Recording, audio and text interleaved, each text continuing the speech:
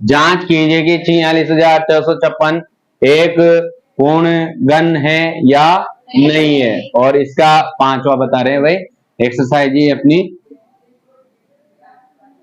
7.1। ठीक है, अब इसका पांचवा है जो संख्या दे रखी है 46,656। अब यहां ध्यान दो, इसके करेंगे अभाज्य गुणनखंड 46,656 के। पहले इकाएकांक सम संख्या आ गया तो 2 का भाग जाता है, तो 2 का भाग देंगे 4 में 2 बार और 6 में 3 बार। फिर वापस 6 में देंगे कितनी बार, 3 बार। फिर 5 में 2 बार, एक बच गया, 16 हो गया, 16 में 8 बार। फिर वापस सम संख्या है तो 2 का भाग देंगे कितनी बार, 1 बार। 3 में वापस 1 बार, एक बच गया, 13 हो गया, 13 में वापस 6 बार। फिर एक बच गया, एक बचते कितना हो गया, 12, और 12 में 6 बार और 8 में 4 बार। फिर वापस 2 का भाग देंगे 5 बार, 8 बार, 3 बार, 2 बार।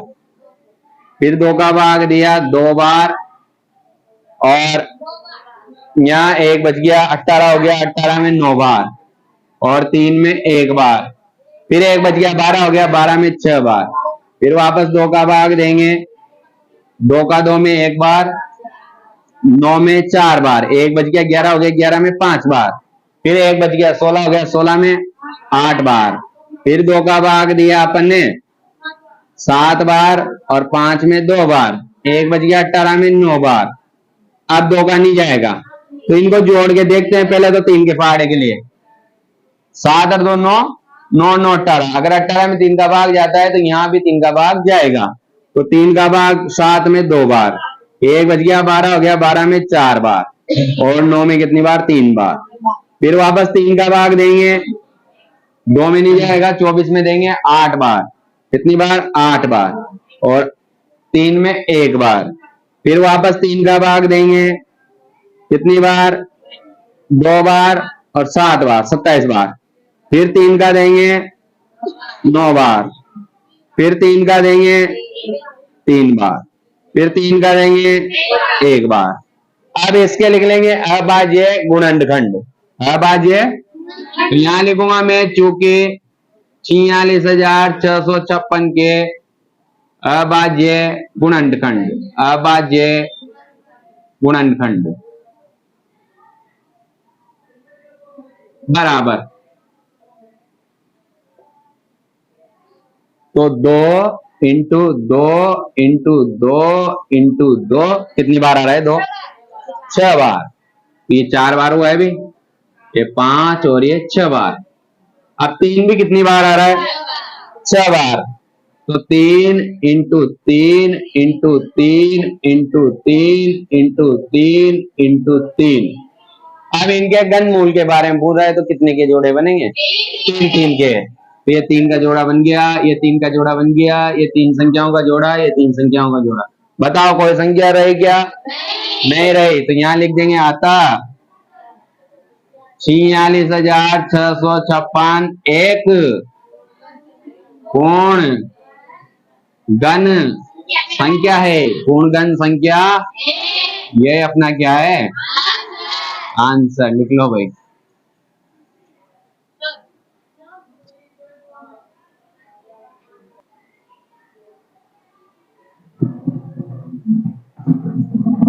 अब ये अगला जो क्वेश्चन है, क्वेश्चन नंबर 2। क्वेश्चन ये है कि जो संख्या दे रखी है आपको 675, यह पूर्ण घन है या नहीं है।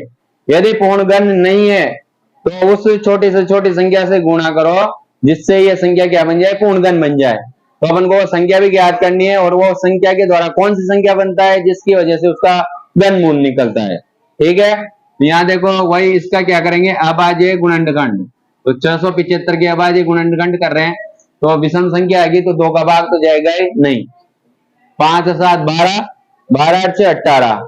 अगर 18 में 3 का भाग जाता है तो यहाँ भी 3 का भाग जाएगा, तो 3 का भाग जा रहा है 18 में, तो यहाँ भी 3 का भाग देंगे तो 6 में 2 बार, 7 में 2 बार, एक बच गया, एक बचते हो गया 15, 15 में 5 बार।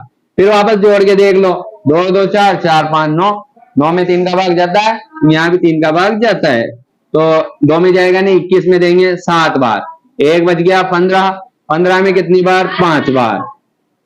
फिर वापस 3 का भाग जा रहा है, 12 हो गया, तो कितनी बार? 2 बार। बच गए 2, 2 बचते हो गए, सॉरी 1 बच गया, 1 बचते हो गए 15, 15 में 5 बार। और अब देना है आपको 5 का भाग, 5 का भाग देना है। 5 का भाग 25 में 5 बार। फिर 5 का भाग 5 में 1 बार। कितनी बार? 1 बार।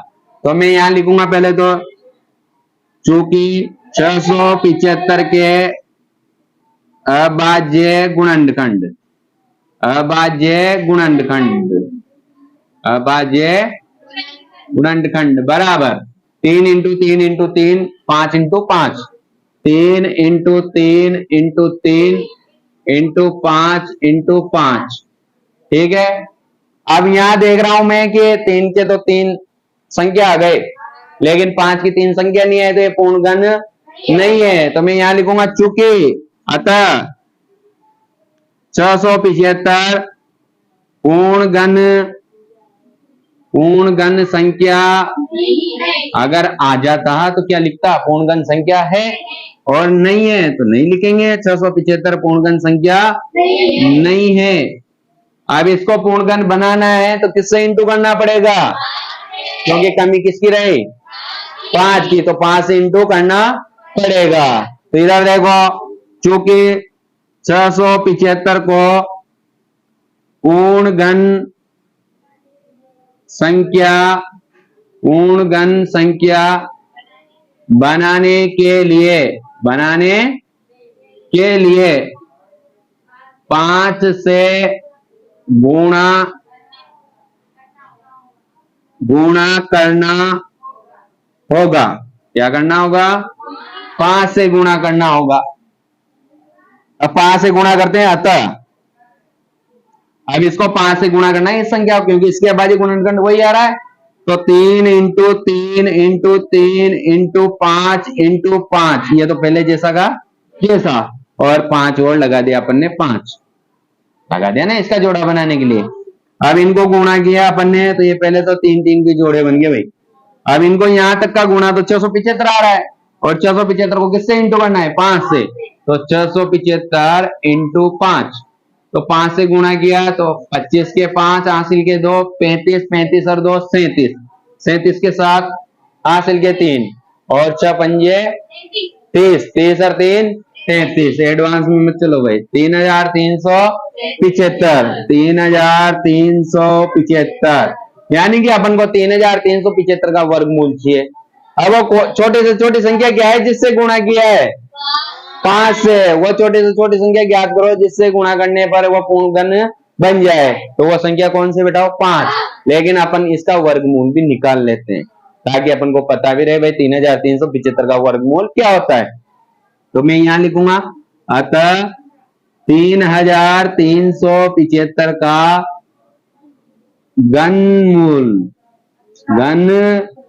पहले वर्गमूल बोल दिया था शायद मैंने ना, हाँ तो वर्गमूल नहीं घनमूल। तो 3 इंटू 5, 3 इंटू 5 भाई, इसमें से तो 3, इसमें से 5, तो 5 या 15, यही अपना लिख लो भाई।